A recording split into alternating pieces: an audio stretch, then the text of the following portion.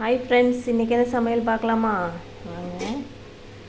இங்கே சூடாக சாதங்க,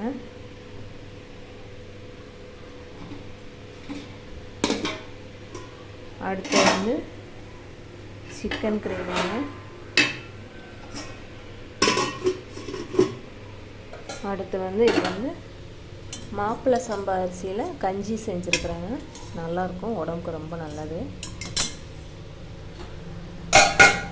அடுத்து வந்து என் பையனுக்கு வந்து சாதம் தாளித்து சாப்பாடுங்க.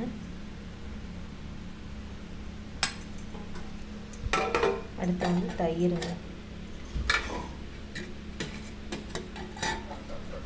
இது வந்து முருங்கைக்கீரை சூப்புங்க.